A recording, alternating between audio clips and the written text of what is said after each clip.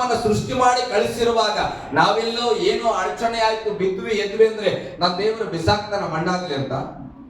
Hallelujah. ನನ್ನ ದೇವರು ಬರ್ಲಿಕ್ಕೆ ಕೈ ಕಾಲುಗಳು ಹೆಚ್ಚಿನ ಪ್ರಸನ್ನ ಯಾವಾಗ ಮಾಡ್ತೇನೆ ನಾನು ಏನಂತ? ದೇವರ ಸ್ವರವನ್ನ ನುಡಿಯುವಾಗ ಏನಾಯ್ತು? ಆ ಎಲುಬುಗಳೆಲ್ಲ ಒಟ್ಟಾಗಿ ಸೇರ್ತವಂತ. ಸ್ತೋತ್ರ. ದೇವರ ಮಾತನ್ನ ಕೇಳುವಾಗ ನಮ್ಮ ಜೀವಿತ ಒಂದು ಕಡೆ, ಹೃದಯ ಒಂದು ಕಡೆ ಹೋಗಿರ್ಬೇಕೇನೋ, ಕಣ್ಣು ಒಂದ್ ಕಡೆ ಹೋಗಿರ್ಬೇಕು, ಆಸೆ ಒಂದ್ ಕಡೆ ಹೋಗಿರ್ಬೇಕು. ಆ ರೀತಿಯಾಗಿದ್ರು ಕೂಡ ದೇವರ ವಾಕ್ಯಕ್ಕೆ ನಾವು ಕಿವಿಗೊಡುವಾಗ ಆ ದೂರ ದೂರ ಆದ ಮನಸ್ಸು, ಶಾರೀರ, ಪ್ರಾಣ ಎಲ್ಲವೂ ಒಂದು ಕಡೆ ನಾವು ಸೇರಿಸಿದ್ರೆ ಸಾಕು, ದೇವರು ತಿರುಗಿ ನಮಗೆ ಜೀವವನ್ನ ಕೊಡುವಂತನಾಗಿದ್ದಾನೆ. ಹಲ್ಲೆಲೂಯಾ. ಗಟ್ಟಿಯಾಗಿ ಹಲ್ಲೆಲೂಯಾ. ನಾನು ಹೇಳಕ್ ಬರುವ ಒಂದು ಉದ್ದೇಶ ಏನಂದ್ರೆ, ದೇವರು ನಿಮ್ಮನ್ನು ಯಾವತ್ತೂ ಕೀಳಾಗಿ ಕಾಣುವುದಿಲ್ಲ. ಹಲ್ಲೆಲೂಯಾ. ದೇವರ ಉದ್ದೇಶ ಒಂದೇ, ಹೇಗಾದ್ರೂ ಮಾಡಿ ನಿನ್ನ ಬಿಡಿ ಬಿಡಿಯಾದಂತ ಭಾಗವನ್ನ ಒಂದಾಗಿ ಮಾಡಿ, ಒಂದು ಚಿತ್ರವಾಗಿ ಮಾಡಿ, ಸುಂದರವಾಗಿ ಮಾಡಿ, ನಿನ್ನ ಜೀವಿತ ನಡೆಯುವಂತೆ, ಅಭಿಷೇಕದಲ್ಲಿರುವಂತೆ, ನೋಡುವವರೆಲ್ಲರೂ ಓ ಇದು ಒಂದು ಒಳ್ಳೆಯ ಮನೆ, ಹಲ್ಲೆಲೂಯಾ, ಇದು ಒಳ್ಳೆಯ ದೇವರ ಮನೆ ಅಂತ ಗುರುತಿಸುವಂತೆ ಮಾಡುವುದು ದೇವರ ಉದ್ದೇಶ. ಅದಕ್ಕಾಗಿ ದೇವರು ಪ್ರತಿನಿತ್ಯ ಬೆಳಗಾದ್ರೆ ವಾಕ್ಯದೊಟ್ಟಿಗೆ ನಮ್ಮೊಟ್ಟಿಗೆ ಮಾತಾಡ್ತಾ ಇದ್ದಾನೆ. ಹಲ್ಲೆಲೂಯಾ. ಗಟ್ಟಿಯಾಗಿ ಹಲ್ಲೆಲೂಯಾ. ಎಂತ ಒಳ್ಳೆ ದೇವರಿಗೆ ಒಂದು ಗಟ್ಟಿಯಾಗಿ ಒಂದು ಸ್ತೋತ್ರ ಹೇಳೋಣ. ಹಲ್ಲೆಲೂಯಾ. ಯಾಕಂದ್ರೆ ನಾನು ಬಹಳ ಸಾರಿ ಯೋಚನೆ ಮಾಡ್ತಾನೆ, ಒಂದು ಸಾರಿ ಇಲ್ಲಿ ಸ್ವಲ್ಪ ಅರ್ಧೋಗ್ಬಿಟ್ರೆ ಬಟ್ಟೆಯನ್ನು ಹಾಕೊಳಕ್ ನಮ್ಗೆ ಬಹಳ ದುಃಖ ಅಲ್ಲ. ಆದ್ರೆ ದೇವರ ವಾಕ್ಯ ಹೇಳ್ತದೆ, ಹರಿದ ಬಟ್ಟೆ ಒಳಗಡೆ ದೇವರ ಮಹಿಮೆ ನಿಂತ. ಆತನಿಗೆ ಬಟ್ಟೆ ಲೆಕ್ಕ ಇಲ್ಲ, ಶಾರೀರ ಲೆಕ್ಕ ಇಲ್ಲ. ದೇವರಿಗೆ ನನ್ನ ಆತ್ಮ ನಾಶವಾಗಬಾರದು ಬೇರೆ. ಹಲ್ಲೆಲೂಯಾ. ನಾವು ಅದಕ್ಕೆ ನಾವು ಶಾರೀರದ ಬಗ್ಗೆ ಯೋಚನೆ ಮಾಡ್ತಾ ಇದ್ದೇವ, ಹೊರಗಿನ ಅಂದಕ್ಕಾಗಿ ಯೋಚನೆ ಮಾಡ್ತಾ ಇದ್ದೇವೆ, ಅಥವಾ ಒಳಗಿರುವ ಆತ್ಮಕ್ಕಾಗಿ ನಾವು ಯೋಚನೆ ಮಾಡ್ತಿದ್ದೇವೆ ಎಂಬುದಾಗಿ ಜಾಗ್ರತೆ ತಂದುಕೊಳ್ಳಬೇಕು. ಹಲ್ಲೆಲೂಯಾ. ಗಟ್ಟಿಯಾಗಿ ಹಲ್ಲೆಲೂಯಾ. ನೀನು ಯಾವ ಪರಿಸ್ಥಿತಿಯಲ್ಲಿ ಇದ್ರೂ ಕೀರ್ತನೆಯಲ್ಲಿ ಹೇಳುವ ಹಾಗೆ, ನೀನು ದೇವರಿಗೆ ಜೋಡಿಸಿಕೊಳ್ಳೋದಕ್ಕೆ ಮನಸ್ಸು ಮಾಡಿದ್ರೆ ಆ ಹಳೆ ನೋಟನ್ನ ತೆಗೆದುಕೊಂಡು ಹೇಗೆ ಒಂದು ಬ್ಯಾಂಕ್ ನೂತನ ನೋಟನ್ನ ನಿನಗೆ ಕೊಡುತ್ತದೋ, ಹಾಗೆ ದೇವರು ನಿನ್ನ ಹಳೆ ಜೀವಿತವನ್ನೆಲ್ಲ ತನಗೆ ತೆಗೆದುಕೊಂಡು ನಿನ್ನನ್ನ ಮಾರ್ಪಡಿಸಿ ಹೊಸ ಒಂದು ಗಾಂಧಿ ನೋಟ್ ಮಾಡಿದ ಹಾಗೆ ನೋಡಿದ ತಕ್ಷಣ ನೀನು ರನ್ನಿಂಗ್ ಅಲ್ಲಿ ಇರಬೇಕು.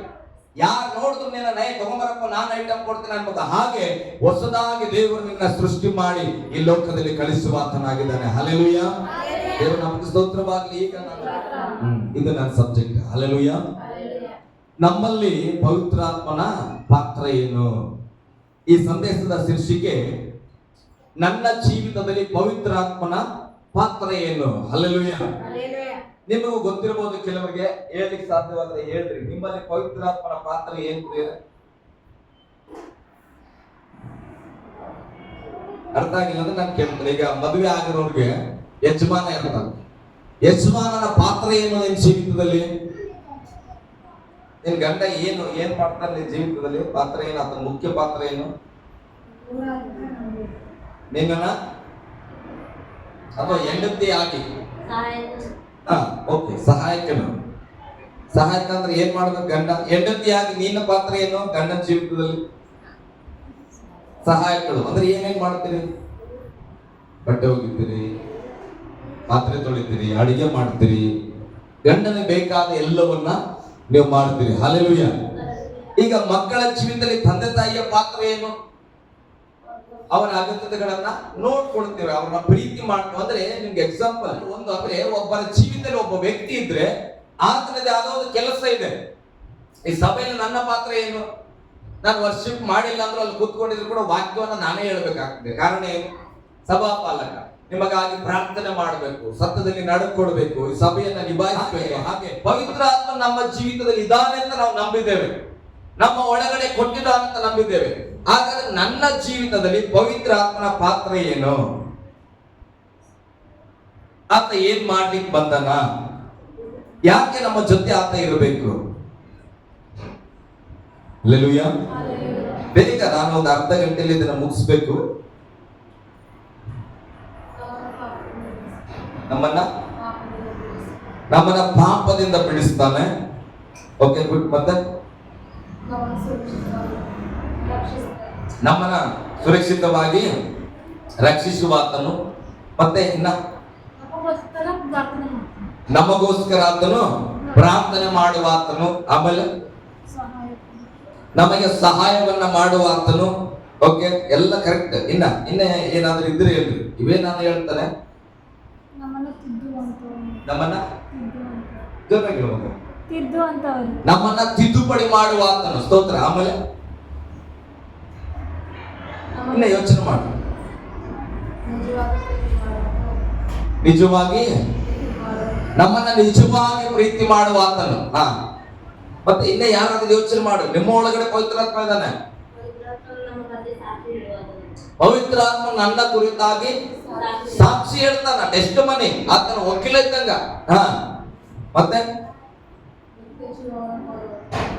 ರಕ್ಷಣೆ ಹೊಂದಿದ್ರಿ, ದೇವ್ರ ಸ್ತೋತ್ರ. ನಿತ್ಯ ಜೀವ ಇದೆ. ಪವಿತ್ರಾತ್ಮ ಸ್ಪೆಷಲ್ ನಿಮ್ಮಲ್ಲಿ ಏನ್ ಮಾಡ್ತಾನೆ ನಿಮ್ಮ ಅನುಭವಕ್ಕೆ ಬರಬೇಕು ಪ್ರೇರೆ. ಅದಕ್ಕೆ ನಾನು ಆಗಿದೆ ನಿಮ್ಮ ಎಲ್ಲರ ಒಳಗಡೆ ಪವಿತ್ರಾತ್ಮ ಇದ್ದಾನೆ.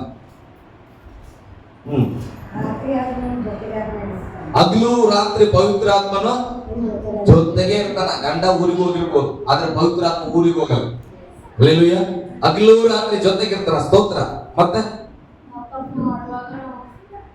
ನಾವು ತಪ್ಪು ಮಾಡುವಾಗ ನಮಗೆ ಎಚ್ಚರಿಸ್ತಾನೆ. ರೈಟ್. ಆಮೇಲೆ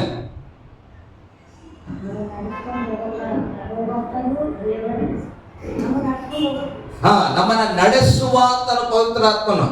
ಒಂದು ಗಟ್ಟಿಯಾದ ಚಪ್ಪಳಿ ಎಲ್ಲರಿಗಾಗಿ ಪ್ರಿಯ. ಗಟ್ಟಿಯಾಗಿ ಇನ್ನ ಗಟ್ಟಿಯಾಗಿ ನಿಮ್ಮ ಬಗ್ಗೆ. ಹಲ್ಲೆಲೂಯಾ. ನಾನು ಏನೇನು ಹೇಳಬೇಕು ಎಲ್ಲವನ್ನ ನೀವು ಹೇಳಿದ್ದೀರಿ. Thank you. ನನಗೆ ಬಹಳ ಸಂತೋಷ. ನಾನು ಅದಕ್ಕೆ ಅರ್ಧ ಗಂಟೆಯಲ್ಲಿ ಮುಗಿಸ್ತೇನೆ ಅಂತ ನಂಬಿದ್ದೇನೆ. ಹಲ್ಲೆಲೂಯಾ. ಆದ್ರೂ ಪವಿತ್ರಾತ್ಮನ ಕ್ರಿಯೆಗಳ ಬಗ್ಗೆ ಕೇಳಿದಾಗ ಟಪ ಟಪ ಟಪ ಟಪ ಅಂತ ನಮ್ಮ ಬಾಯಿಂದ ಹೊರಗೆ ಬರಬೇಕಂದ್ರೆ ಅದು ನಮ್ಮ ಅನುಭವಕ್ಕೆ ಬಂದಿರಬೇಕು ಪ್ರೇರಣೆ. ಹಲ್ಲೆಲೂಯಾ. ಯಾರಾದ್ರೂ ಎರಡನೇ ಮಗ್ಗಿ ಹೇಳಲಿಕ್ಕೆ ಆಗ್ತದ ಅಂದ್ರೆ ಯಾರ್ಯಾರಿಗೆ ಎರಡನೇ ಮಗ್ಗಿ ಬರ್ತವ್ರು ಏನ್ ಮಾಡ್ತವೆ? ಎರಡೊಂದ್ರಲ್ಲಿ ಸ್ಟಾರ್ಟ್ ಮಾಡ್ತಾರೆ. ಇಲ್ಲ ಅಂದ್ರೆ ಏನ್ ಮಾಡ್ತಾರೆ? ಯಾರೋ ಪಕ್ಕದಲ್ಲಿ ಹೇಳ್ತಾ ಇದ್ದವ್ರನ್ನ ನೋಡ್ತಾರೆ. ಹಲ್ಲೆಲೂಯಾ. ಗಟ್ಟಿಯಾಗಿ ಹಲ್ಲೆಲೂಯಾ. ಪಕ್ಕದಲ್ಲಿರೋ ಕೈ ಕೊಡ್ರಿ. ಯೇಸುವನ್ನ ನಂಬಿದ್ರೆ ನಿಮ್ಮ ಒಳಗಡೆ ಪವಿತ್ರಾತ್ಮನು ಇದ್ದಾನೆ. ಸ್ತೋತ್ರ. ನಂಬಿಕೆ ಉಂಟಾ? ಓಕೆ. ಯೋಹಾನ್ ಬರೆದ ಸುವಾರ್ತೆ 14ನೇ ಅಧ್ಯಾಯ 16ನೇ ವಚನವನ್ನು ಓದೋಣ. ಬಹಳ ಜಾಗೃತಿಯಾಗಿ ಇದನ್ನ ಅರ್ಥ ಮಾಡಿಕೊಡ್ರಿ. ಆಗ ತಂದೆಯನ್ನು ಕೇಳಿಕೊಳ್ಳುವೆನು. ಆತನು ನಮಗೆ ಬೇರೊಬ್ಬ ಸಹಾಯಕನು ಸದಾಕಾಲ ನಿಮ್ಮ ಸಂಗಡ ಇರುವುದಕ್ಕೆ ಕೊಡುವನು. ಆ ಸಹಾಯಕನು ಯಾರೆಂದರೆ ಸತ್ಯದ ಆತ್ಮನೇ. ಹಲ್ಲೆಲೂಯಾ. ಗಟ್ಟಿಯಾಗಿ ಹಲ್ಲೆಲೂಯಾ. ಆಗ ನಾನು ತಂದೆಯನ್ನ ಕೇಳಿಕೊಳ್ಳುತ್ತೇನೆ, ತಂದೆಯು ನಿಮಗೆ ಬೇರೊಬ್ಬ ಸಹಾಯಕನನ್ನ ಸದಾಕಾಲ ನಿಮ್ಮ ಸಂಗಡ ಇರುವುದಕ್ಕೆ ಕೊಡುವನು. ಆ ದೇವರು ಕೊಡುವ ಸಹಾಯಕನು ಸದಾ ಕಾಲಕ್ಕೂ ಇರುವ ಆಮೇಲೆ ಹೇಳೋಣ. ಸಾಕ ಮಾಡಿ ಹೇಳಿದ್ರು, ಹಗಲು ರಾತ್ರಿ ನಮ್ಮ ಜೊತೆಯಲ್ಲಿ ಇರುವ ಪವಿತ್ರಾತ್ಮ 1 ಗಂಟೆ ಇದ್ದು 1 ಗಂಟೆ ರೆಸ್ಟ್ ಮಾಡಲ್ಲ. ರಾತ್ರಿ ಡ್ಯೂಟಿ ಬಂದು ಬೆಳಗ್ಗೆ ನಿದ್ದೆ ಮಾಡಲ್ಲ, ಅಥವಾ ಬೆಳಿಗ್ಗೆ ಡ್ಯೂಟಿ ಬಂದು ರಾತ್ರಿ ನಿದ್ದೆ ಮಾಡಲ್ಲ. ಆತನು ಸದಾ ಕಾಲಕ್ಕೂ ನಮ್ಮ ಸಂಗಡ ಇರುವಾತನಾಗಿದ್ದಾನೆ. ಹಲ್ಲೆಲೂಯಾ. ಇಲ್ಲಿ ಯೇಸು ಸ್ವಾಮಿ ಹೇಳ್ತಾರೆ, ಆಗ ನಾನು ಪ್ರಾರ್ಥನೆ ಮಾಡುವೆನು. ಯಾವಾಗ ಪ್ರಾರ್ಥನೆ ಮಾಡ್ತಾರ ಯೇಸು ಸ್ವಾಮಿ ನಮಗೆ ಪವಿತ್ರಾತ್ಮನ ಕೊಡ್ಲಿಕ್ಕೆ? ಎಲ್ಲ ನಿಮ್ಮ ಬಲಭಾಗಕ್ಕೆ ತಿರುಗಿದ್ರೆ ಒಂದು ವಚನ ಸಿಗ್ತದೆ. ಮುಂದ್ಗಡೆ ನೀವು ಯೇಸುವನ್ನ ಪ್ರೀತಿಸುವುದಾದರೆ ನನ್ನ ಆಜ್ಞೆಗಳನ್ನು ನಡೆಯುವಿರಿ. 15ನೇ ವಚನ. ಆಮೇಲೆ 16ನೇ ವಚನ ಓದ್ರಿ. ಏನಂತ? ಆಗ ನಾನು ದೇವರನ್ನ ಪ್ರಾರ್ಥಿಸುವೆನು, ಆತನು ನಿಮಗೆ ಒಬ್ಬ ಸಹಾಯಕನನ್ನ ಕೊಡುವನು. ಹಲ್ಲೆಲೂಯಾ. ಯೇಸುವನ್ನ ನಂಬಿದ್ದೇವೆ ಅನ್ನೋದರ ಅರ್ಥ ಯೇಸುವನ್ನ ನಾವು ಪ್ರೀತಿಸುತ್ತೇವೆ ಅಂತ. ಯೇಸುವನ್ನ ಪ್ರೀತಿಸುತ್ತೇವೆ ಅನ್ನೋದರ ಅರ್ಥ ಯೇಸುವಿನ ಆಜ್ಞೆಗಳಂತೆ ನಾವು ನಡೆಯುತ್ತೇವೆ. ಹಲ್ಲೆಲೂಯಾ. ಗಟ್ಟಿಯಾಗಿ ಹಲ್ಲೆಲೂಯಾ. ಯಾರು ಯೇಸುವಿನ ವಾಕ್ಯದಂತೆ ನಡೀತಾ ಇರ್ತೀರೋ ಅವರಿಗೆ ದೇವರ ಪವಿತ್ರಾತ್ಮನನ್ನ ಆಲ್ರೆಡಿ ಏನ್ ಮಾಡಿದ್ದಾನೆ? ಕೊಟ್ಟಿದ್ದಾನೆ ಪ್ರಿಯರೇ. ಆತನು ಏನ್ ಮಾಡ್ತಾನೆ? ಯಾವಾಗಲೂ ನಿನ್ನ ಸಂಗಡ ಇರುವಾತನು. ಹಲ್ಲೆಲೂಯಾ. ಈಗ ಪವಿತ್ರಾತ್ಮನು ಯಾತಕ್ಕಾಗಿ ಕೊಟ್ಟಿದ್ದಾನೆ? ನಮಗೆ ಸಹಾಯಕ್ಕಾಗಿ ಕೊಟ್ಟಿದ್ದಾನೆ. ಏನ್ ಸಹಾಯ ಮಾಡ್ತಾನೆ? ಮುಂದೆ ಒಂದು ವಚನ ಹೋದ್ರೆ ಹಂಗೆ. ಲೋಕವು ಪವಿತ್ರಾತ್ಮನನ್ನ ನೋಡದೆಯೂ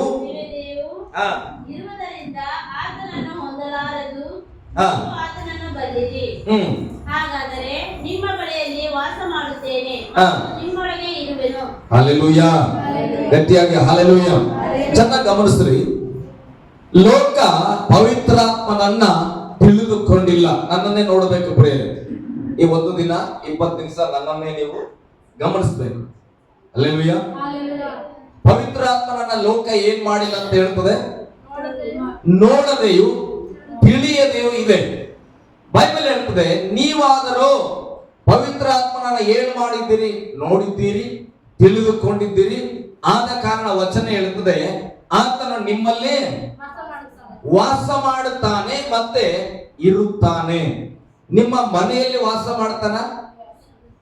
ಎಲ್ಲಿ ವಾಸ ಮಾಡ್ತಾನ? ವಚನದ ಪ್ರಕಾರ ನಿಮ್ಮಲ್ಲಿ ಅಂದ್ರೆ ಮನೇನ, ಚರ್ಚ?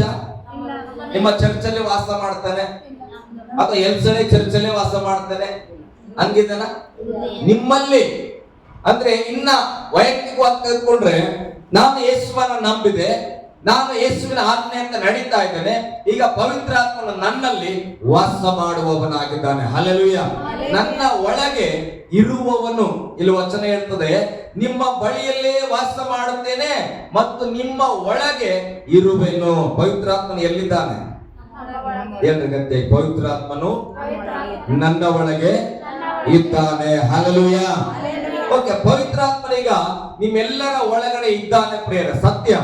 ಪವಿತ್ರಾತ್ಮ ನಿಮ್ಮ ಒಳಗಡೆ ಇದ್ದ ಮೇಲೆ ನಿಮ್ಮಲ್ಲಿ ಕೆಲವು ಬದಲಾವಣೆಗಳು ಆಗಬೇಕು. ಹಲ್ಲೆಲೂಯ. ಗಟ್ಟಿಯಾಗಿ ಹಲ್ಲೆಲೂಯ. ಈ ನೀರಿದೆ, ಇದರ ಒಳಗಡೆ ಒಂದು ಕೆಂಪಿನ ಬಣ್ಣವನ್ನ ತಗೊಂಡು ಬಂದು ಇದ್ರೊಳಗೆ ಹಾಕ್ಬಿಡ್ರಿ. ಈ ಬಾಟಲ್ ಒಳಗಡೆ ಏನಾದ್ರು ವ್ಯತ್ಯಾಸ ಆಗ್ತದ? ಇಲ್ಲ. ಏನಾಗ್ತದೆ? ಕೆಂಪುಗೆ ಆಗ್ತದೆ. ಈ ಬಾಟಲ್ ಅಲ್ಲಿ ಯಾರಾದ್ರೂ ಒಬ್ರು ಹಸಿರಿನ ಬಣ್ಣ ತಂದು ಹಾಕ್ಬಿಡ್ರಿ, ಏನಾಗ್ತದೆ? ಹಸಿರಾಗಿ ಬದಲಾಗ್ತದೆ. ಹಲ್ಲೆಲೂಯ. ಗಟ್ಟಿಯಾಗಿ ಹಲ್ಲೆಲೂಯ. ಹಾಗಾದ್ರೆ ನಿನ್ನ ಒಳಗಡೆ ಪವಿತ್ರಾತ್ಮನು ಇದ್ದಾನೆ ಅನ್ನೋದಾದ್ರೆ ನೀನು ಬದಲಾಗ್ತೀಯಾ? ಇಲ್ಲ, ಬದಲಾಗ್ತೇವೆ. ಹಲ್ಲೆಲೂಯ. ಆದ್ರೆ ಪವಿತ್ರಾತ್ಮನು ಇದ್ದಾನೆ ಆದ್ರೂ ನಾವು ಬದಲಾಗಿಲ್ಲ.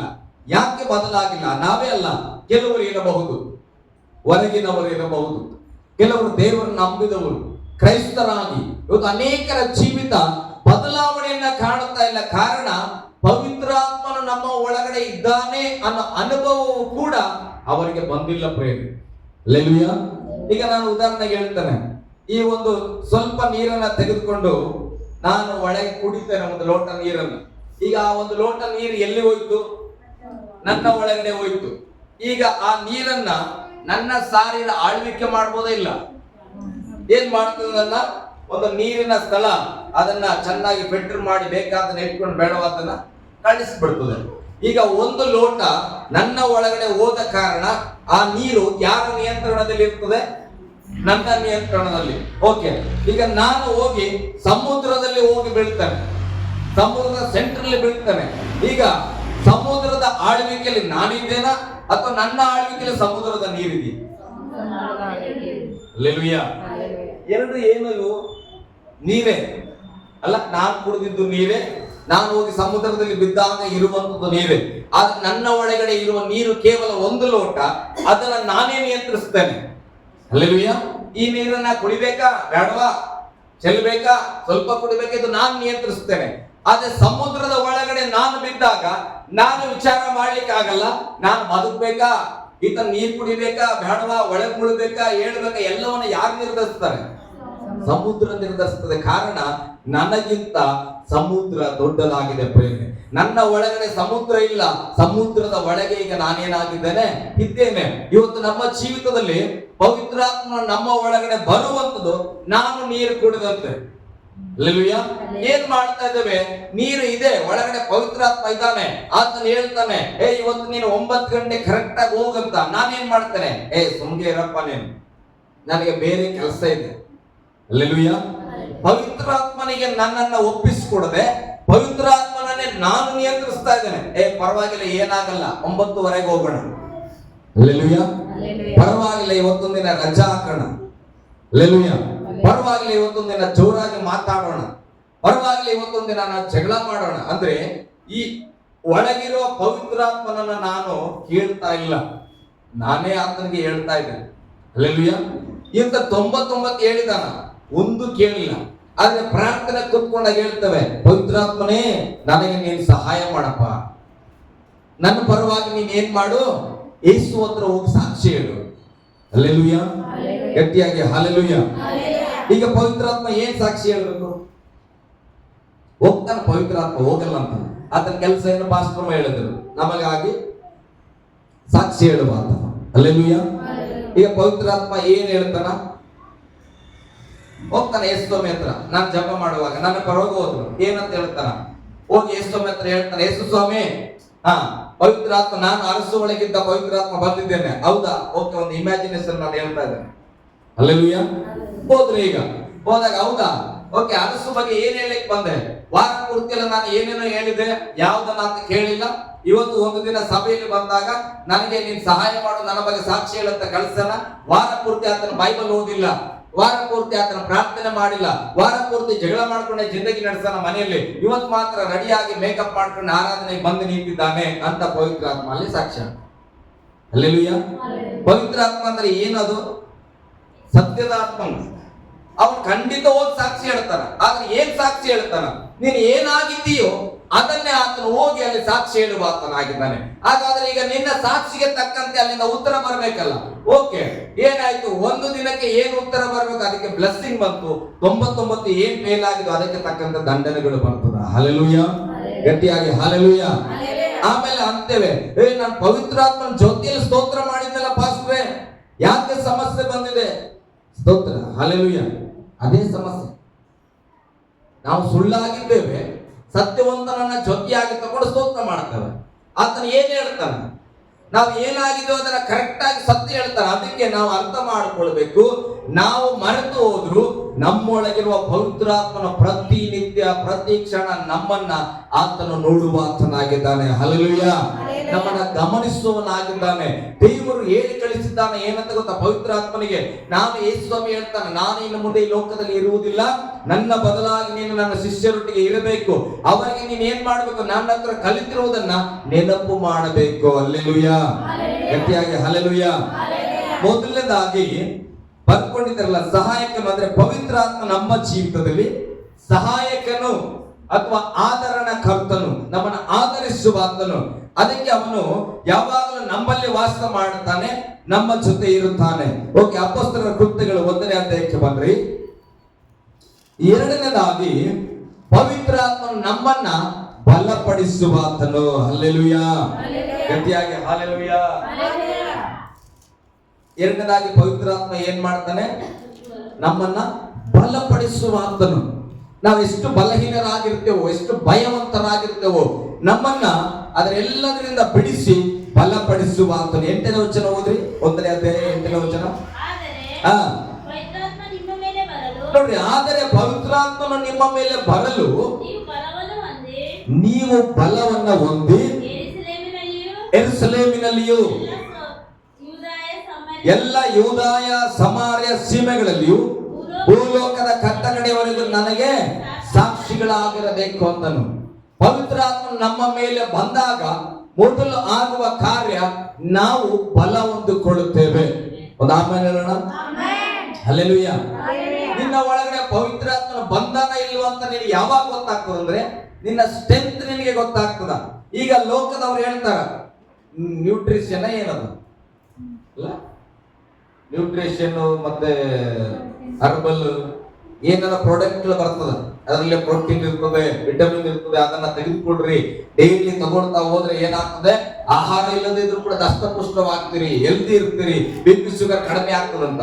ಈಗ ಅದನ್ನ ನೀವು ತಗೊಳ್ತಾ ಹೋದ್ರೆ ಅಂತ ಇಟ್ಕೊಂಡು ನಿಮ್ಗೆ BP ಶುಗರ್ ಕಡಿಮೆ ಆಗಿದ್ರೆ ಗೊತ್ತಾಗ್ತದೆ ಇಲ್ಲ, ಅನುಭವಕ್ಕೆ ಬರ್ತದೆ ಇಲ್ಲ. ಇದನ್ನ ನಾನು ತಗೊಳ್ಳೋದ್ರಿಂದ ನನಗೆ BP ಶುಗರ್ ಕಡಿಮೆ ಆಗಿದೆ, ನನಗೆ ಚಕ್ಕರ್ ಬರ್ತಾ ಇಲ್ಲ, ನನ್ನ ಕಣ್ಣು ಮಂಜು ಮಂಜು ಆಗ್ತಾ ಇಲ್ಲ, ನನಗೆ ಊಟ ಚೆನ್ನಾಗಿ ಸೇರ್ತಾ ಇದೆ. ಇದು ಯಾರಾದ್ರೂ ಹೇಳ್ಬೇಕಾ? ನಿಮ್ಗೆ ಅನುಭವಕ್ಕೆ ಬರ್ತದೆ.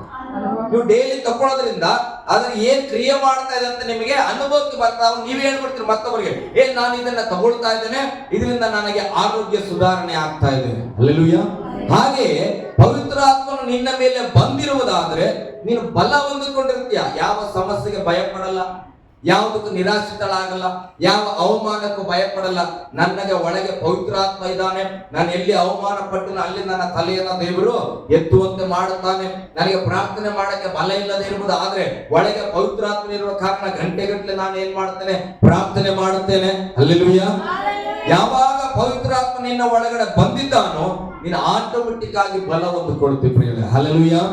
ಗಟ್ಟಿಯಾಗಿ ಹಲ್ಲೆಲೂಯಾ. ಆವಾಗ ನಿನ್ನ ಪ್ರಾರ್ಥನೆ ಜೀವಿತ, ನಿನ್ನ ಮಾತು, ನಿನ್ನ ನೋಟಗಳು ನಿನ್ನ ಮನೆಯಲ್ಲಿ ಬದಲಾಗ್ತದ. ಯಾವಾಗ ಸತ್ಯವೇದ ಓದ್ತಾ ಇರ್ತೀನಿ, ಒಂದು ಎಕ್ಸಾಂಪಲ್ ನಾನು ಹೇಳ್ತೇನೆ. ಯಾವಾಗಲೂ ಪ್ರಾರ್ಥನೆ ಮಾಡ್ತಾ ಇರ್ತೀನಿ, ಯಾವುದಕ್ಕೂ ಕೋಪ ಮಾಡ್ಕೊಳ್ಳಲ್ಲ, ಯಾವುದಕ್ಕೂ ರಿಯಾಕ್ಟ್ ಮಾಡಲ್ಲ. ಏನೇ ಕಷ್ಟಗಳು ಬಂದ್ರು ನಿನ್ನ ಬಾಯಿಂದ ದೇವರಿದ್ದಾನೆ ಅನ್ನುವ ಪದಗಳು ಬರ್ತಾ ಇರ್ತದೆ. ಆವಾಗ ನಿನ್ನ ಮನೆಯಲ್ಲಿ ಮೊದಲು ನೀನು ಸಾಕ್ಷಿ ಆಗ್ತೀನಿ. ಹಲ್ಲೆಲೂಯಾ. ಓ, ಸೀಬಳ ಮೇಲೆ ಪವಿತ್ರಾತ್ಮ ಬಂದಿದೆ. ಹಲ್ಲೆಲೂಯಾ. ಅದಕ್ಕೆ ಯಾವಾಗ ಪಾಸ್ಟರ್ ಸ್ಟಡಿ ಮಾಡ್ತಾ ಇದ್ದಾರೆ, ವಾಕ್ಯ ಓದ್ತಾ ಇದ್ದಾರೆ, ಪ್ರಾರ್ಥನೆ ಮಾಡ್ತಾ ಇದ್ದಾರೆ, ಯಾವುದನ್ನ ಅಷ್ಟು ಟೆನ್ಷನ್ ಆಗಿ ತೆಗೆದುಕೊಳ್ಳಲ್ಲ. ಯಾಕೆ? ದೇವರಿದ್ದಾನೆ, ನನ್ನ ಒಳಗಡೆನೆ ಇದ್ದಾನೆ ಅನ್ನೋ ನಂಬಿಕೆ ಇದೆ. ಅದಕ್ಕೆ ಆಕೆ ಆಗಿದ್ದಲ್ಲ. ಆವಾಗ ನನ್ನ ಮನೆ ಒಳಗಡೆ ನನ್ನ ಹೆಂಡತಿಯನ್ನ ನೋಡಿ ನಾವು ಸಾಕ್ಷೀಕರಿಸ್ತೇವೆ, ಏಸು ತನ್ನ ಹೆಂಡತಿಯ ಮೇಲೆ ಪವಿತ್ರಾತ್ಮನಿದ್ದಾನೆ. ಹಲ್ಲೆಲೂಯಾ. ಆವಾಗ ಅದನ್ನು ನೋಡುವಾಗ ಆಕೆಯಲ್ಲಿರುವ ಪವಿತ್ರಾತ್ಮ ಹಾಗೆ ಸುಮ್ಮನೆ ಕೂತ್ಕೊಳ್ಳೋದಿಲ್ಲ, ಆತನ ಪವಿತ್ರಾತ್ಮ ಪ್ರಭಾವ ಬೀರುವ ಆತನು. ಹಲ್ಲೆಲೂಯಾ. ಮೋಸೆ ಹೋಗಿ ದೇವರನ್ನ ನೋಡಿ ಬಂದಾಗ ಕೆಳಗಿಳಿದು ಬರ್ತಾ ಇದ್ರೆ ಇಸ್ರಾಯೇಲರೆಲ್ಲರೂ ಮೋಸೆಯ ಮುಖವನ್ನ ನೋಡಕ್ಕಾಗಿಲ್ಲ. ಹಲ್ಲೆಲೂಯಾ. ಕಾರಣ ಏನು? ಮೋಸೆಯಲ್ಲಿ ದೇವರ ತೇಜಸ್ಸಿದೆ, ಅದು ನೋಡಿದಾಗ ಇವರಿಗೆಲ್ಲರಿಗೂ ಬ್ರೈಟ್ನೆಸ್ ಆಯ್ತಂತ. ಹಾಗೆ ಆ ಕುಟುಂಬದಲ್ಲಿ ಪ್ರಾರ್ಥನೆ ಪ್ರಾರಂಭ ಆದಾಗ, ಆ ಕುಟುಂಬ ಪವಿತ್ರಾತ್ಮನ ಬಲ ಹೊಂದಿಕೊಂಡಾಗ, ಅವಾಗ ಅವರ ಗಲ್ಲಿ ಅಥವಾ ಒಂದು ಊರು ಏನಾಗ್ತದೆ, ಸಾಕ್ಷಿ ನುಡಿತದೆ. ಅವರ ಮನೆಯಲ್ಲಿ ಹಗಲು ರಾತ್ರಿ ಸ್ತೋತ್ರ ಇದೆ. ಹಲ್ಲೆಲೂಯಾ. ಅವ್ರು ಯಾವುದಕ್ಕೂ ಭಯ ಪಡಲ್ಲ. ಅವ್ರು ಒಂದೇ ಆಧಾರ ಏನು, ಆತನು ಯೇಸು ಆಗಿದ್ದಾರೆ. ಅವ್ರ ಮನೆಯಲ್ಲಿ ಪವಿತ್ರಾತ್ಮ ಇದಾಂದ್ರೆ. ಹಲ್ಲೆಲೂಯಾ. ಗಟ್ಟಿಯಾಗಿ ಹಲ್ಲೆಲೂಯಾ. ನಿನ್ನ ಗ್ರಾಮದಲ್ಲಿ ಸಾಕ್ಷಿ ಆಗ್ತಿ, ಆಮೇಲೆ ಪಟ್ಟಣಕ್ಕೆ ನಿನ್ನನ್ನು ಕರೆದುಕೊಂಡು ಹೋಗ್ತದ. ಅದನ್ನೇ ಸತ್ಯವೇದ ಹೇಳ್ತದೆ, ಪವಿತ್ರಾತ್ಮನು ನಿಮ್ಮ ಮೇಲೆ ಬರಲು ನೀವು ಬಲ ಹೊಂದಿ ಮನೆಯಲ್ಲಿ, ಯೆರೂಸಲೇಮ್ ಅಂದ್ರೆ ಮನೆ, ಹಲ್ಲೆಲೂಯಾ. ಯೂದಾಯ ಅಂದ್ರೆ ನಿನ್ನ ಗ್ರಾಮ, ಸಮಾರ್ಯ ಅಂದ್ರೆ ಜನರ ಅರಿವು ಜ್ಞಾನ ಅಂದ್ರೆ ನಿನ್ನ ಬಗ್ಗೆ ತಿಳುವಳಿಕೆ ಇಲ್ಲ, ನಿನ್ನ ಪರಿಚಯ ಇಲ್ಲ. ಆ ಹೊಸ ಜನಗಳಿಗೆ ಆಮೇಲೆ ಭೂಮಿಯ ಕಟ್ಟ ಕಡೆಯವರೆಗೂ ನೀನೇನಾಗಿರ್ತಿ, ಸಾಕ್ಷಿಯಾಗಿರುತ್ತಿ. ಹಲ್ಲೆಲೂಯಾ. ಗಟ್ಟಿಯಾಗಿ ಹಲ್ಲೆಲೂಯಾ. ಎಲ್ಲೋ ಮೂಲೆಯಲ್ಲಿದ್ದ ನೀನು ಈ ಪ್ರಪಂಚಕ್ಕೆ ಪರಿಚಯ ಆಗ್ಬೇಕಂದ್ರೆ ಪವಿತ್ರಾತ್ಮನ ಬಲ ಬಹಳ ಪ್ರಾಮುಖ್ಯ. ಹಲ್ಲೆಲೂಯಾ. ಪವಿತ್ರಾತ್ಮನ ಬಲ ಹೊಂದಿಕೊಳ್ಳದೆ, ಪವಿತ್ರಾತ್ಮನ ಜೊತೆಗಿರದೆ ನಾನು ವರ್ಲ್ಡ್ ಫೇಮಸ್ ಆಗ್ತೇನೆ, ನಾನು ಏನೋ ಮಾಡ್ತೇನೆ, ನಾನು ಏನೋ ದಬಾಗ್ತೇನೆ ಅಂದ್ರೆ ಅದೆಲ್ಲವೂ ಸುಳ್ಳು ಪ್ರಿಯರೇ. ಆತ್ಮ ನನ್ನ ಒಳಗಡೆ ಇದ್ರೆ, ಬಲ ಹೊಂದಿದಾಗ ದೇವರು ನಮ್ಮನ್ನ ಹಂತವಾಗಿ ಮೇಲೆ ನಡೆಸುವನಾಗಿದ್ದಾನೆ. ಹಲ್ಲೆಲೂಯಾ. ಗಟ್ಟಿಯಾಗಿ ಹಲ್ಲೆಲೂಯಾ. ಓಕೆ, ಯೋಹಾನ್ ಬರೆದ ಸುವಾರ್ತೆಯಲ್ಲಿ 14ನೇ ಅಧ್ಯಾಯ 13ನೇ ವಚನ ಓದ್ರಿ.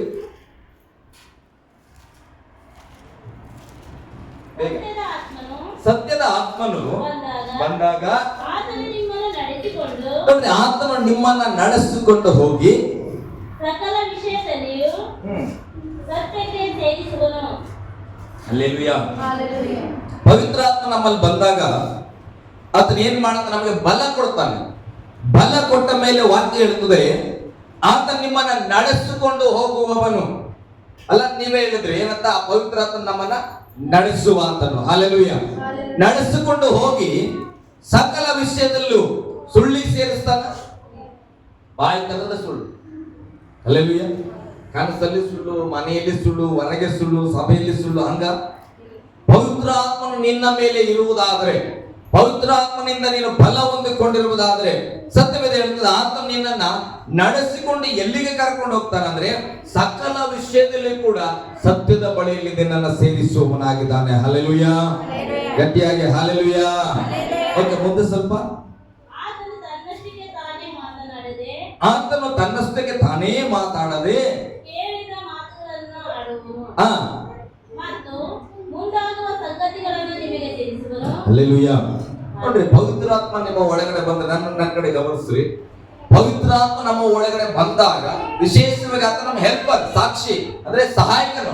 ನನಗಾಗಿ ಹೆಲ್ಪ್ ಮಾಡ್ಲಿಕ್ಕೆ ಬಂದನ, ನನ್ನನ್ನ ಬಲಗೊಳಿಸಿ ಎಲ್ಲ ವಿಷಯದಲ್ಲಿ ಸತ್ಯದ ಕಡೆಗೆ ನಡೆಸ್ತಾನ. ಬೈಬಲ್ ಹೇಳ್ತದೆ ಆತ ನಡೆಸುವಾಗ ತನಗೆ ಇಷ್ಟ ಬಂದಂಗೆ ನಡೆಸಲ್ಲ. ಯೇಸು ಸ್ವಾಮಿ ಏನನ್ನ ಹೇಳಿದ್ದಾನೋ, ಯೇಸು ಸ್ವಾಮಿಯ ಬಳಿಯಲ್ಲಿ ಏನನ್ನ ಪವಿತ್ರಾತ್ಮನ ಕೇಳಿಸಿಕೊಂಡಿದ್ದಾನೋ ಅದರಂತೆ ನಮ್ಮನ್ನ ನಡೆಸುವ ಆತನು. ಹಲ್ಲೆಲೂಯಾ. ಅದಕ್ಕಿಂತ ಇನ್ನೊಂದು ವಿಭಿನ್ನವಾದ ಸಂಗತಿ ಏನಂದ್ರೆ, ಮುಂದಾಗುವ ಸಂಗತಿಗಳನ್ನ ತಿಳಿಸ್ತಾನಂತ. ಹಲ್ಲೆಲೂಯಾ. ಪವಿತ್ರಾತ್ಮ ನಮ್ಮ ಒಳಗೆ ಇದ್ದಾನ, ಪವಿತ್ರಾತ್ಮ ನಮ್ಮನ್ನ ಬಲಪಡಿಸಿದ್ದಾನ, ಪವಿತ್ರಾತ್ಮನಿಂದ ನಾನು ಬಲಗೊಂಡಿದ್ದೇನ, ಪವಿತ್ರಾತ್ಮನಿಂದ ನಾನು ಎಲ್ಲಾ ವಿಷಯಗಳಲ್ಲಿ ಸತ್ಯದಲ್ಲಿ ನಡೀತಾ ಇದ್ದೇನ ಅಂತ ಯಾವಾಗ ಗೊತ್ತಾಗ್ತಂದ್ರೆ ನಿನ್ನ ಜೀವಿತದಲ್ಲಿ ನೆಕ್ಸ್ಟ್ ಆಗುವ ಸಂಗತಿಯನ್ನ ನಿನ್ನ ಅನುಭವಕ್ಕೆ ಪವಿತ್ರಾತ್ಮ ತರ್ತಾನ. ಹಲ್ಲೆಲೂಯಾ. ನೀನು ಹೋಗ್ತಾ ಇದೆಯಲ್ಲ, ಹೀಗೆ ಹೋದ್ರೆ ನಿನ್ನ ಜೀವಿತ ಬ್ಲೆಸ್ಸಿಂಗ್ ಆಗಲ್ಲ. ನೀನು ಮಾಡ್ತಾ ಇದೆಯಲ್ಲ ವ್ಯಾಪಾರ, ಹೀಗೆ ಮಾಡಿದ್ರೆ ಇದು ಸಕ್ಸಸ್ ಆಗಲ್ಲ. ಹಲ್ಲೆಲೂಯಾ. ನೀನು ನಡೆಸ್ತಾ ಇದೆಯಲ್ಲ ಸೇವೆ, ಹೀಗೆ ಹೋಗ್ತಾ ಇದ್ರೆ ಸೇವೆ ಗ್ರೌತ್ ಆಗಲ್ಲ. ಅಥವಾ ಇಂಥದ್ದನ್ನು ಮಾಡು ಗ್ರೌತ್ ಆಗ್ತದೆ. ನಿನ್ನ ಮನೆ ಸಮಾಧಾನಕ್ಕೆ ಬರಬೇಕು, ಹೀಗೆ ನೀನು ನಡ್ಕೊಳ್ಬೇಕು, ಇಂಥದ್ದೇ ಜೀವಿತ ನೀನು ಮಾಡ್ಬೇಕೆಂಬುದಾಗಿ ಪವಿತ್ರಾತ್ಮ ನಿನ್ನ ಒಳಗಡೆ ನಾಳೆ ಆಗುವ ಸಂಗತಿಯನ್ನು ಆತನು ತಿಳಿಸ್ತಾನೆ. ಸತ್ಯವೇದ ಹೇಳುತ್ತದೆ, ಪವಿತ್ರಾತ್ಮ ಇರುವುದಾದ್ರೆ ನಿನಗೆ ಮುಂದಾಗುವ ಸಂಗತಿಗಳನ್ನ ನಿನಗೆ ತಿಳಿಯಪಡಿಸುತ್ತಾನೆ. ಹಲ್ಲೆಲೂಯಾ. ಗಟ್ಟಿಯಾಗಿ ಹಲ್ಲೆಲೂಯಾ. ಪವಿತ್ರಾತ್ಮನಂತೆ ಈ ಕೆಲಸ ಚಾಚು ತಪ್ಪದೆ ಮಾಡ್ತಾನೆ.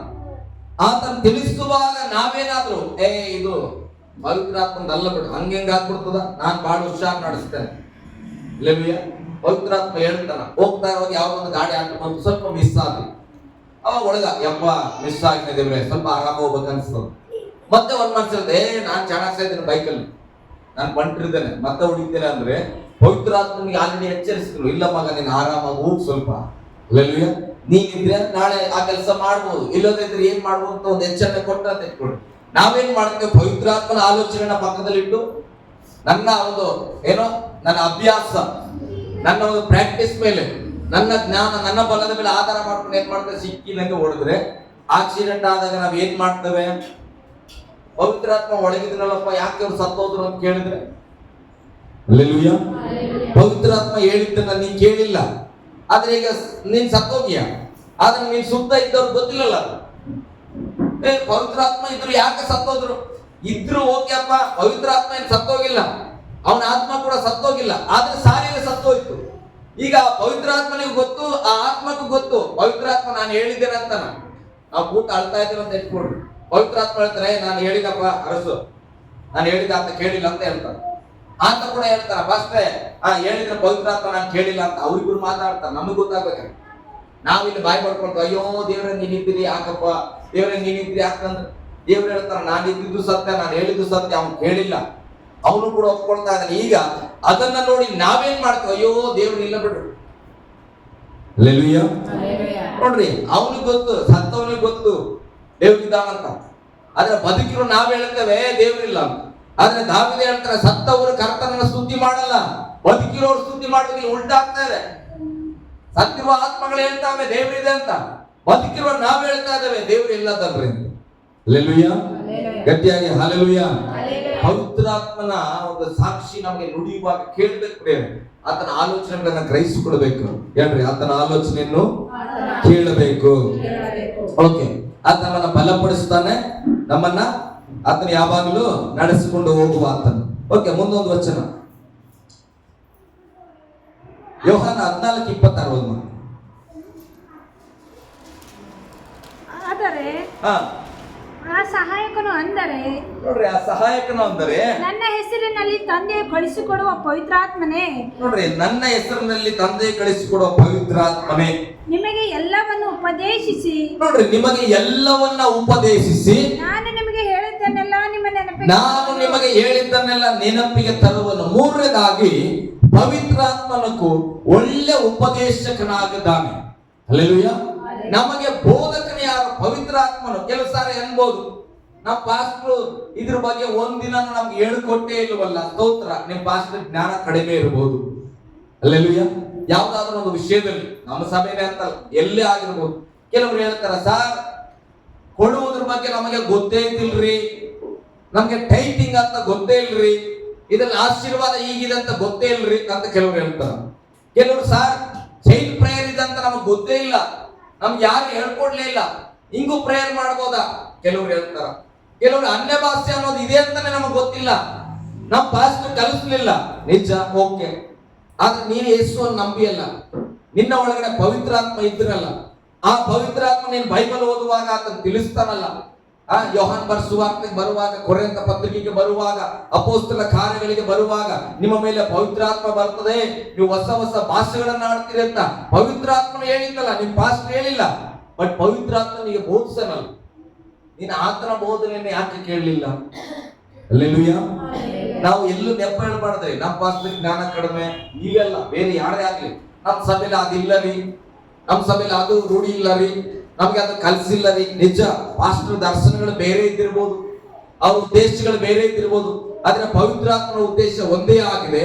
ಯಾರ್ಯಾರು ನಂಬಿಕೆಯಲ್ಲಿ ಬರ್ತಾರ ಅವರೆಲ್ಲರನ್ನ ಸತ್ಯದಲ್ಲಿ ಸೇರಿಸಿ ಅವರನ್ನ ಯೇಸು ಸ್ವಾಮಿ ಒಪ್ಪಿಸುವುದು ಆತನ ಕೆಲಸ. ಅಲ್ಲೆಲೂಯಾ. ಇಲ್ಲಿ ವಾಕ್ಯ ಹೇಳ್ತಾ ಆತನ ನಮಗೆ ಉಪದೇಶ ಮಾಡುವ ಆತನಾಗಿದ್ದಾನೆ. ಅಲ್ಲೆಲೂಯಾ. ಗಟ್ಟಿಯಾಗಿ ಹಲ್ಲೆಲೂಯಾ. ಪ್ರತಿಯೊಂದು ವಾಕ್ಯವನ್ನ ನಿನಗೆ ಪವಿತ್ರಾತ್ಮ ಉಪದೇಶ ಮಾಡುವನಾಗಿದ್ದಾನೆ. ನಾನು ಮೊದಲು ಬೈಬಲ್ ಓದಲಿಕ್ಕೆ ಪ್ರಾರಂಭ ಮಾಡಿದಾಗ ನಾನು ಯಾವುದೇ ಥಿಯಾಲಜಿ ಕಲಿತ ವ್ಯಕ್ತಿ ಅಲ್ಲ. ಅಲ್ಲೆಲೂಯಾ.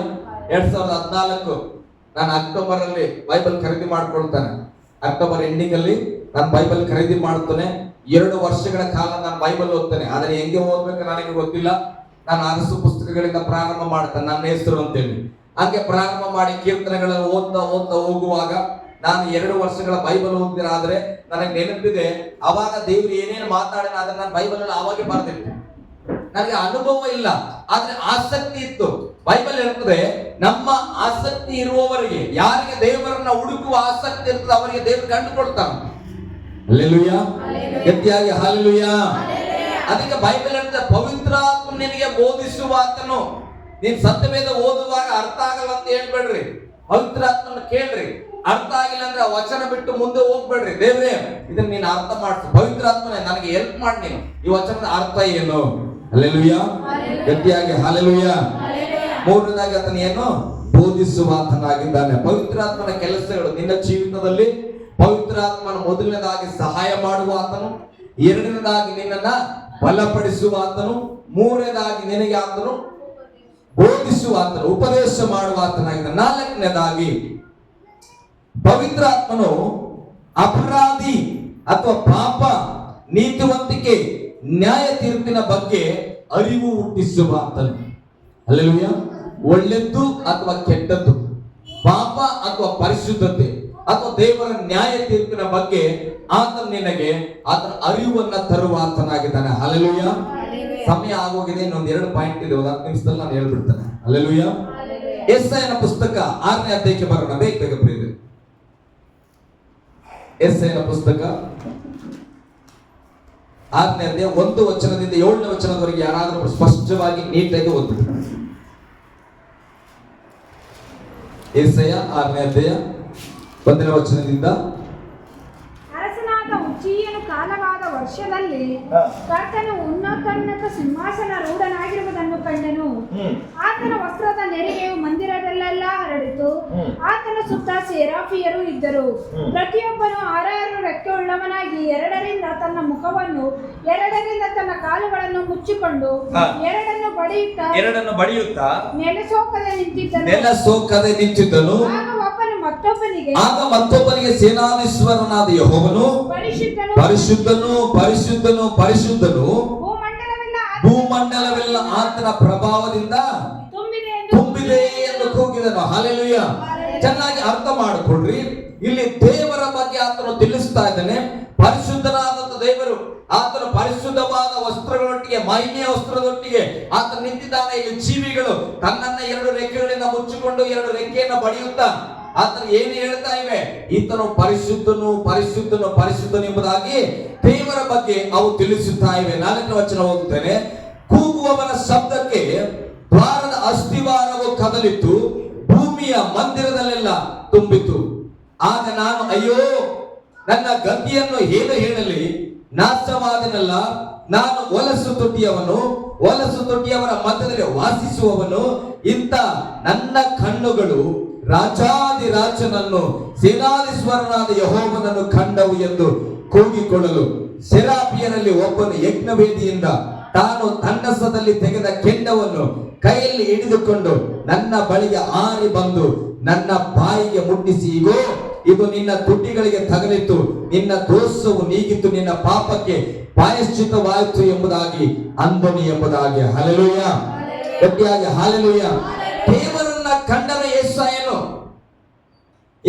ಎಂತ ವ್ಯಕ್ತಿ? ಪಾಪಿಗಳ ಜನಗಳ ಮಧ್ಯದಲ್ಲಿ ಬದುಕಿದವನು, ಪಾಪವನ್ನ ಮಾತನಾಡಿದಾನೆ, ಕೆಟ್ಟ ಭಾಷೆಗಳನ್ನ ಮಾತನಾಡಿದಾನೆ. ಈಗ ಆ ಪಾಪ ಲೋಕದಲ್ಲಿದ್ದ ಯೆಶಾಯನು ಯಾರನ್ನ ನೋಡಿದಾನೆ? ದೇವರನ್ನ ದೃಷ್ಟಿಸಿಬಿಟ್ಟನ, ದೇವರ ಒಂದು ಮಹಿಮೆಯನ್ನ ನೋಡಿಬಿಟ್ಟನ. ಆತನನ್ನ ಆರಾಧಿಸುವಂತ ಆ ಪಕ್ಷಿಗಳು ಕೂಡ, ಅಂದ್ರೆ ಆ ಜೀವಿಗಳು ಏನಾಗಿವೆ? ದೇವರನ್ನ ಪರಿಶುದ್ಧನು ಪರಿಶುದ್ಧನು ಎಂಬುದಾಗಿ ಅವು ಕರೀತಾ ಇವೆ. ಹಲ್ಲೆಲೂಯಾ.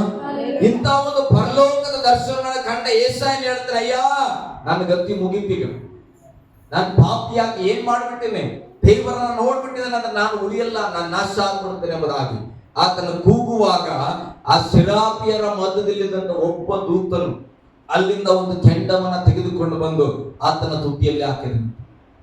ಹಲ್ಲೆಲೂಯಾ, ಗಟ್ಟಿಯಾಗಿ ಹಲ್ಲೆಲೂಯಾ. ಈಗ ಯೆಶಾಯನು ಯಾವಾಗ ದೇವರನ್ನ ನೋಡಿದನೋ ಆವಾಗ ಆತನ ಬಗ್ಗೆ ಅರಿವಾಗ್ತದೆ. ಏನಂತ? ನಾನು ಪಾಪಿಯಾದೇನೆ, ಹಲ್ಲೆಲೂಯಾ, ನನ್ನ ತುಟಿಗಳು ಒಲಸಿದೆ, ನಾನು ಯೋಗ್ಯನಲ್ಲ ದೇವರ ನೋಡ್ಲಿಕ್ಕೆ. ಯಾವಾಗ ಒಬ್ಬ ಮನುಷ್ಯ ದೇವರನ್ನ ನೋಡುತ್ತಾನೋ ಆವಾಗ ಆತನಿಗೆ ಅರಿವಾಗ್ತದೆ. ಏನಂತ? ನಾನು ಏನಾಗಿದ್ದೇನೆ. ಹಲ್ಲೆಲೂಯಾ. ಪೇತ್ರನ ದೋಣಿಯಲ್ಲಿ ಯೇಸು ಸ್ವಾಮಿ ಏರಿದ್ರು. ಗಮನಿಸ್ರಿ, ಬೇಗ ಮುಗಿಸ್ತಾನೆ. ಪೇತ್ರನ ಏರಿದಾಗ ಪೇತ್ರನನ್ನ ಹೇಳ್ತಾನ, ಪೇತ್ರನೇ ದೋಣಿ ನಡೆಸು. ಪೇತ್ರ ಏನಾದ್ರು ಹೇಳ್ತಾನ? ಓಕೆ ಅಂದನು.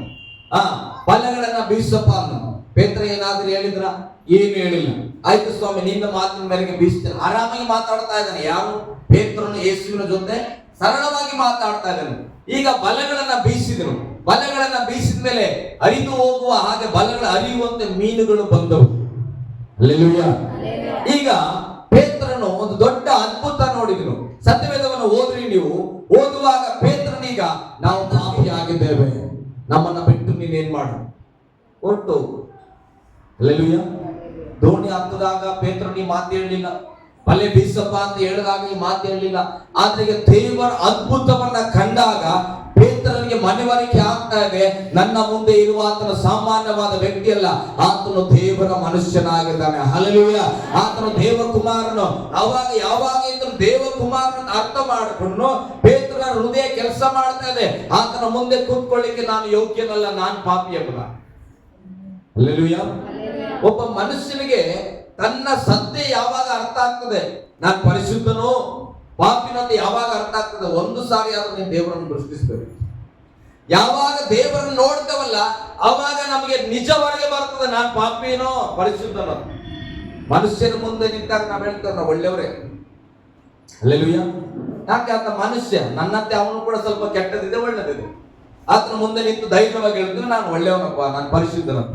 ಆದ್ರೆ ದೇವರು ನಿಂತಾಗ ನಾನು ಹೇಳಬೇಕಂದ್ರೂ ಕೂಡ ನನ್ನ ಹೃದಯ, ನನ್ನ ಆತ್ಮ, ಒಳಗಿರುವ ಆತ್ಮ ಹೇಳ್ತದೆ, ಅದು ಮಾತಾಡ್ಲಿಕ್ಕೆ ಪ್ರಾರಂಭ ಮಾಡ್ತದೆ. ಅರಸೆ, ನೀನ್ ಪಾಪಿಯಪ್ಪ, ನೀನ್ ಪಾಪಿ. ದೇವರ ಮುಂದೆ ನೀನ್ ಏನ್ ಮಾಡ್ತಿದ್ಯಾ? ಒಪ್ಪಿಸಿ ಕೊಡ್ತಾ ಇದೀಯಾ. ಅದಕ್ಕೆ ಪೇತ್ರನು ಹೇಳ್ತಾರೆ, ಅಯ್ಯ ನಾನು ಪಾಪಿ, ನನ್ನ ಕೊಡೋದು ಬೇಡ, ಬಿಟ್ಟು ಹೋಗ್ಬಿಡು. ಹಲ್ಲೆಲೂಯಾ. ಅವಾಗ ಯೇಸು ಹೇಳ್ತಾರೆ, ಚಿಂತೆ ಮಾಡಬೇಡ, ನಿನ್ನ ಮುಂದೆ ನೀನ್ ಹಿಡಿಯಂಗಿಲ್ಲ, ನೀನು ಮನುಷ್ಯರನ್ನ ಹಿಡಿಯುತ್ತೀಯ. ಹಲ್ಲೆಲೂಯಾ. ಯೆಶಾಯನ ನೋಡಿ ಒಬ್ಬ ದೂತನು ಬಂದು ಕೆಂಡ ಇರ್ತದೆ, ಈಗೇನಾಗಿದೆ? ನಿನ್ನ ನಾಲಿಗೆ ಮೇಲೆ ಕೆಂಡ ಬಿದ್ದಿದೆ, ನೀನು ಶುದ್ಧನಾಗಿದ್ದೀಯ. ಹಲ್ಲೆಲೂಯಾ. ಗಟ್ಟಿಯಾಗಿ ಹಲ್ಲೆಲೂಯಾ. ಆವಾಗ ದೇವರು ಕೇಳ್ತಾನೆ, ನನಗಾಗಿ ಹೋಗುವವರು ಯಾರು? ನಾನು ಯಾರನ್ನ ಕಳಿಸ್ತೇನೆ. ಹಲ್ಲೆಲೂಯಾ. ಯೆಶಾಯ ಹೇಳ್ತಾನೆ, ಅಯ್ಯ ನಾನು ಸಿದ್ಧವಾಗಿದ್ದೇನೆ, ನಾನು ಹೋಗುತ್ತೇನೆ. ಇವತ್ತು ನಾನು ಕೇಳ್ತಾನೆ, ಸೇವೆ ಮಾಡುವ ಮನಸ್ಸು, ಪ್ರಾರ್ಥನೆ ಮಾಡುವ ಮನಸ್ಸು, ವಾಕ್ಯ ಓದುವ ಮನಸ್ಸು ಬರಬೇಕಂದ್ರೆ ಅರ್ಸು ಪಾಸ್ತು ಹೇಳೋದ್ರಿಂದ ಬರಲ್ಲ.